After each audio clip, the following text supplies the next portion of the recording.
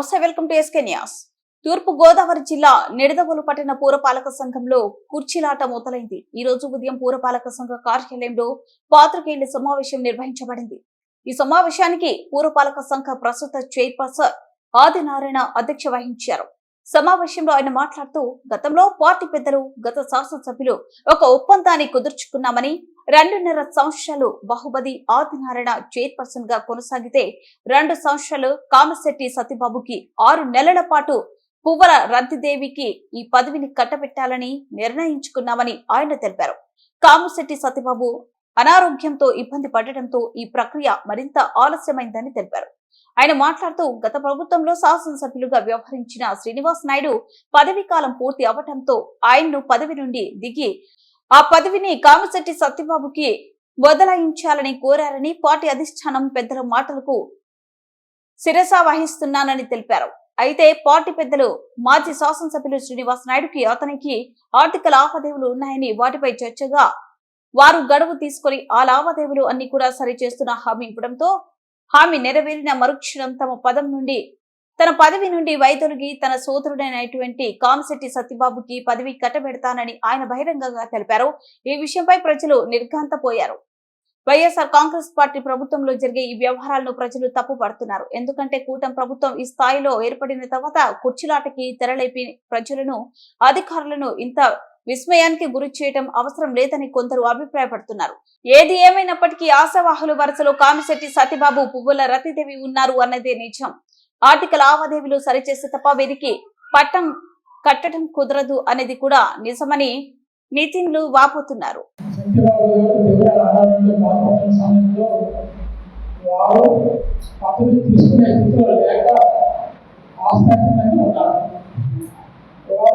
వచ్చిన తర్వాత శ్రీనివాసరెడ్డి గారి సమక్షంలో కౌన్సిలర్స్ మీటింగ్ జరిగింది. ఆ సమావేశంలో చైర్మన్ పదవి ఆదినారాయణ నుండి కామశెట్టి వెంకట సత్యనారాయణ గారికి బదలాయించాలని శ్రీనివాసరెడ్డి గారు నన్ను అడగగా నేను సిద్ధంగా ఉన్నానని తెలియపరుచున్నాను. ఇంతలో ఎలక్షన్ కోడ్ వచ్చినది. ఎలక్షన్ ఎన్నికలు ముగిసిన తర్వాత జరిగిన పరిమాణాల దృష్ట్యా మా నిడదవోలు ఇన్ఛార్జ్ అయిన శ్రీనివాస్ రెడ్డి గారు నన్ను ఆగస్టు 9వ తారీఖున ఆ పుట్టినరోజు సందర్భంగా ఇచ్చిన సందర్భంలో నన్ను మీ పదవి సత్యబాబు గారికి బదలాయించాలని అడిగినారు. మే 2024 నుండి ఎప్పుడైనా నా సోదరుడైన సత్యబాబు గారికి నా బాధ్యతలు అప్పు చెప్పడానికి నేను చాలా సిద్ధంగా ఉన్నాను. కానీ పార్టీ నియోజకవర్గం ఇన్ఛార్జ్ వారితో మా ఇద్దరి మధ్య ఉన్న కొన్ని అంతరంగిక వ్యవహారాల వల్ల నేను పట్టుబట్టడం జరిగినది. ఆ వ్యవహారాలు ఒక అంగీకారం రావడం జరిగినది. వారు దానికి అంగీకరించి 1 వారం రోజుల్లో పూర్తి చేయగలిగిన వాడినని హామీ ఇచ్చి ఉన్నారు.